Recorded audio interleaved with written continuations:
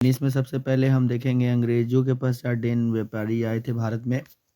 और आपने देखा होगा कि हमने यहाँ पे पुर्तगाली ख़त्म किया है, फिर उसके बाद हमने डच ख़त्म किया है, और फिर हम उसके बाद अंग्रेज़ ख़त्म किए हैं, और EIC मतलब ईस्ट इंडिया कंपनी ख़त्म किया। उसके बाद अब हम डेनिस की बात कर रहे हैं, ठीक है।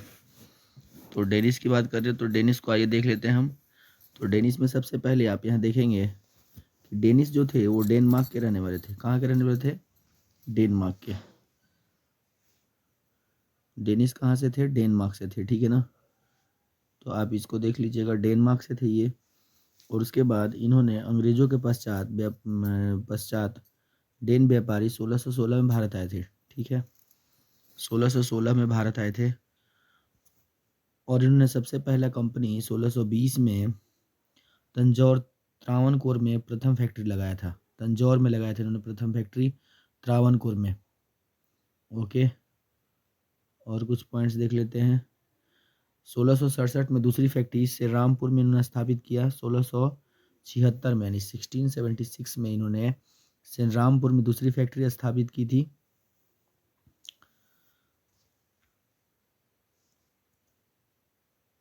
श्री रामपुर में दूसरी फैक्ट्री इन्होंने स्थापित की थी। उसके बाद आइए देख लेते हैं, नोट में हमने यहाँ पे कुछ पॉइंट लिखे हुए हैं। स्वीडिश ईस्ट इंडिया कंपनी का स्थापना 1731 में हुआ था। तो ये आप यहाँ पे ध्यान रखेंगे, 1731 में स्वीडिश ईस्ट इंडिया कंपनी का स्थापना हुआ था। तो ये अच्छा, स्वीडिश लोग जो थे ना, स्वीडिश लोग जो थे ये जो भारत में आए, लेकिन इन्होंने ज़्यादा कुछ कर नहीं पाए, बस थोड़ा सा ही इन्होंने किया। और ये 1845 में इनके साथ एक घटना हुई, और ये अंग्रेज़ों को जो है अपना सारा व्यापार बेच के, अपनी कोठी बेच के, और 1845 में भारत छोड़कर चले गए। क्यों चले गए, इसका एक रीज़न था। यहाँ पे आप देखेंगे तो यहाँ पे आप देखेंगे तो सबसे हावी होती जा रही थी ईस्ट इंडिया कंपनी, यानी EIC जो आई थी वो हावी होते जा रही थी, और ईस्ट इंडिया कंपनी भारत में दूसरी सारी कंपनियों को जो यूरोप से आई थी, पुर्तगाली रेस्ट और पुर्तगाली, यहाँ पुर्तगाली रेस्ट मैं क्यों बोल रहा हूँ, क्योंकि आप पिछली वीडियो में आप जब देखेंगे तो आपको पता चलेगा कि हम पुर्तगाली को इसमें से रेस्ट क्यों कर रहे हैं। कि पुर्तगालियों के साथ वैवाहिक संबंध स्थापित हो जाने के कारण अंग्रेज़ों का इनका जो है काम ठीक चल रहा था। पुर्तगालियों से ज़्यादा अंग्रेज उलझते नहीं थे, उनका वैवाहिक संबंध स्थापित हो गया था। इस वजह से पुर्तगालियों को उतना डिस्टर्बेंस नहीं था। बाकी जितनी भी कंपनियां थी वो अंग्रेज़ों के सामने टिक नहीं पाई, क्योंकि अंग्रेज़ों की कुछ चीज़ें बहुत अच्छी थी, जैसे कि नेवी, उनका नेवी बहुत अच्छा था। नेवी में वो अच्छे थे, और स्थल सेना यानी जो सिपाही सैनिक थे उसमें भी वो अच्छा काम कर रहे थे। तो दोनों सेक्टर में काम अच्छा करने की वजह से उनका जो है दबदबा बना हुआ था भारत में। ठीक है, तो आगे चलते हैं। तो ये था डेनिस, और डेनिस को इस तरह से, हम डेनमार्क के रहने वाले थे, तो हमने डेनिस में के बारे में कुछ पॉइंट्स देख लिए। जैसे 1616 में भारत आए, 1620 में पहला फैक्ट्री लगाया, फिर उसके बाद आप देखेंगे तो 1667 में उन्होंने दूसरी फैक्ट्री लगाई श्री रामपुर में। अच्छा, इन्होंने अंग्रेज़ों को अपनी कोठी 1845 में बेच के भारत से छोड़कर चले गए। तो इतनी बातें आप ध्यान रख लेते हैं डेनिस के बारे में, तो more than enough for any exam. Okay, तो आइए कुछ और देख लेते हैं, फ्रांसीसी के बारे में कुछ देख लेते हैं। तो ये है फ्रांसीसी, और फ्रांसीसियों का लंबा संघर्ष चला है अंग्रेज़ों के साथ। यही एक कंपनी असल मायने में अगर देखी जाए, फ्रांसीसी कंपनी, तो अंग्रेज़ों को टक्कर देने में, यानी EIC को टक्कर देने में यही एक कंपनी थी। और इसका एक गवर्नर था डुप्ले।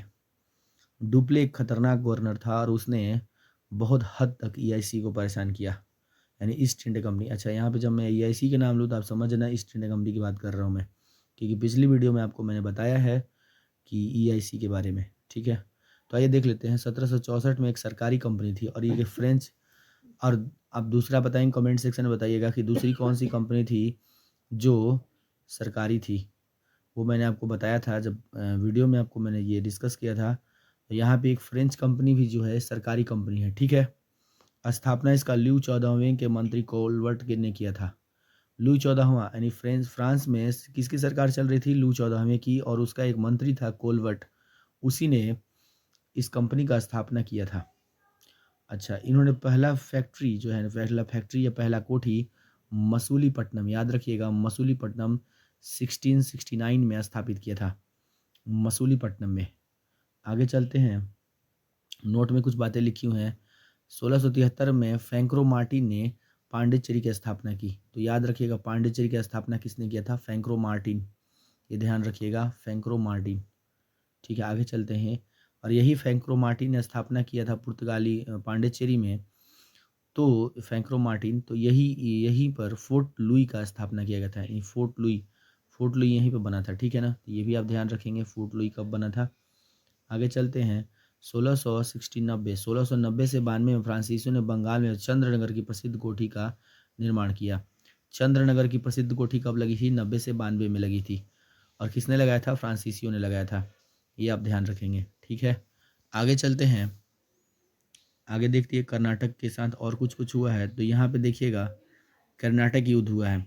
एक्चुअली आप ये सोच रहे होंगे कि सर अभी फ्रांसीसी पढ़ाते पढ़ाते हम कर्नाटक पे कहाँ स्विच कर गए। तो इसका कुछ कहानी इस तरह से है, तो आइए देख लेते हैं।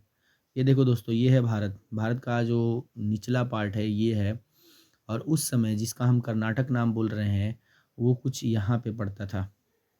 इस वाले पूरे क्षेत्र को हम कर्नाटक कहते थे। ठीक है ना, इस वाले पूरे क्षेत्र को हम कर्नाटक कहते थे। और यहीं पे इधर अंग्रेज़ों की भी फैक्ट्री हुआ करती थी, यानी ईआईसी की फैक्ट्री थी। और इधर उसका फ्रांसीसी फैक्ट्री भी थी, फ्रेंच भी थे।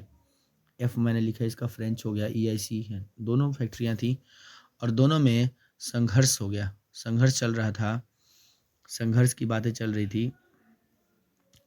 अब उसके बाद कुछ आगे क्या हुआ कि यहाँ पे एक जो प्रथम कर्नाटक युद्ध जो है, इसका तात्कालिक कारण आप देखेंगे तो कुछ और है, लेकिन इसका मेन मुद्दा था कि ईआईसी यानी अंग्रेज़ों और फ्रांस के बीच में, ईस्ट इंडिया कंपनी और फ्रेंच के बीच में ऑस्ट्रिया का उत्तराधिकार का युद्ध चल रहा था। ऑस्ट्रिया एक देश है जो कि यूरोप में ही है, और यहाँ पे ईआईसी और फ्रांसीसी लड़ रहे थे एक दूसरे का अधिकार करने के लिए।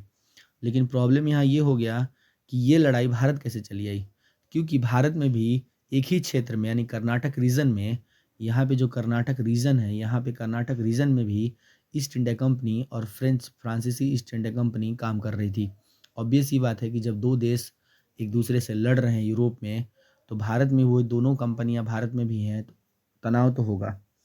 तो वो तनाव बढ़ता चला गया और यही तनाव धीरे धीरे भारत में भी लड़ाई का कारण बन गया। तो इस तरह से हम प्रथम कर्नाटक युद्ध को देखेंगे तो ये इसका कार्यकाल है 1746 से 1748। और इसका कारण जो है, कारण ऑस्ट्रिया का उत्तराधिकार का युद्ध था। लेकिन तात्कालिक कारण अगर आपसे पूछ दे एग्जाम में कि बताइए प्रथम कर्नाटक युद्ध का तात्कालिक कारण क्या है, तो तात्कालिक कारण आप लगा सकते हैं यहाँ पे आप ध्यान दीजिएगा, लिखा हुआ है कैप्टन वार्नेट, कैप्टन वार्नेट ने फ्रांसीसी के जहाज पर कब्जा कर लिया। यानी फ्रांसीसियों का एक जहाज था, उस पर कैप्टन वार्नेट जो अंग्रेज है उसने क्या कर लिया? कब्जा कर लिया। मतलब क्या, समझे बात को? आग तो लगी थी, बस चिंगारी की ज़रूरत था। तो आग तो ऑस्ट्रिया की उत्तराधिकार से ही लगा था, लेकिन चिंगारी इसमें कैप्टन वार्नेट ने दे डाली और यहीं से मामला शुरू हो गया। तो इसी को हम जानते हैं प्रथम कर्नाटक या प्रथम फर्स्ट कर्नाटिक वार से, जो 1746 से शुरू होता है और 48 तक चलता है। आइए आगे चल लेते हैं, देख लेते हैं थोड़ा बहुत कुछ इसमें फ्रांसीसी सेना और कर्नाटक में क्या हुआ। तो देखिए यहाँ पे फ्रांसीसी सेना की तरफ से जो बहुत ही कुशल और बहुत ही चतुर कह लीजिए गवर्नर था फ्रांसीसियों का, डुप्ले। और डुप्ले इतना चतुर था कि अगर वो भारत में रह जाता तो अंग्रेज शायद यहीं से ख़त्म ही हो जाते। लेकिन ये सौभाग्य की बात है कि एक सही समय पे और एक गलत टाइम पे, सही समय कह लें या गलत टाइम कह लें, डुप्ले को बुला लिया गया वापस। नहीं तो डुप्ले अगर रहता तो अंग्रेज शायद यहाँ से आगे ना बढ़ पाते। तो देखिए हुआ क्या, कर्नाटक का उस समय नवाब हुआ करता था, अनवरुद्दीन नवाब था कर्नाटक का, और वो कर्नाटक को कंट्रोल कर रहा था। लेकिन वो कहीं ना कहीं फ्रांसीसियों से चिढ़ा हुआ था, और फ्रांसीसियों से चिढ़ा था इस बात से लेके कि डुप्ले ने उससे बोला था कि हमारी सहायता करो, लेकिन डुप्ले का उसने सहायता नहीं किया, अंग्रेज़ों का साथ देना उचित समझा। और अनवरुद्दीन किससे जाके मिल गया? अंग्रेज़ों से जाके मिल गया और अंग्रेज़ एक तरफ हो गए, अनवरुद्दीन एक तरफ और डुप्ले एक तरफ। अच्छा, ये लड़ाई जब हुई तो यहाँ पे डुप्ले जीत गया और यानी फ्रांसीसी कंपनी जीत गई, अनवरुद्दीन हार गया और इस तरह से अंग्रेज़ भी हार गए क्योंकि अंग्रेज़ किसके खेमे में थे? अनवरुद्दीन के खेमे में, यानी ईआईसी यहाँ पे था, सहयोग कर रहा था इसका और ये हार गई और इस हम प्रथम कर्नाटक युद्ध को सेंट थॉमे का युद्ध भी कहते हैं। तो कहीं आपसे क्वेश्चन में पूछ दे कि प्रथम कर्नाटक युद्ध या सेंट थॉमे का युद्ध कब हुआ था, तो आप बिल्कुल बेहिचक आप लगाएँगे कि 46 से 48 के बीच में हुआ था, यानी 46 से 48 के बीच में। अच्छा, ये जो लड़ाई है, देखिए जिस लड़ाई का अनिर्णायक होता है, मतलब जीत-हार का फैसला नहीं होता है, जीत-हार का फैसला उस लेवल पे नहीं होता है कि सब कुछ खत्म हो गया, यहाँ खत्म कुछ नहीं हुआ, लड़ाई लंबी चल रही थी इसलिए एक संधि किया गया, एक्सला-सापेल की संधि।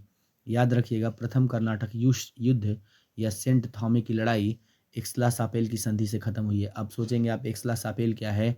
तो कर्नाटक में ही एक स्थान का नाम है एक्सला-सापेल, वहीं पे ये संधि खत्म हुई थी और इस तरह से प्रथम कर्नाटक युद्ध यानी फर्स्ट कर्नेटिक वार एक्सला-सापेल की संधि से खत्म होती है 1748 में। तो ये प्रथम कर्नाटक युद्ध का दृश्य था और अब हम बात करेंगे सेकंड कर्नाटक युद्ध का। सेकंड कर्नाटक युद्ध से लेके 3 और 4 कर्नाटक युद्ध हुए हैं, तो और आगे की बात करेंगे।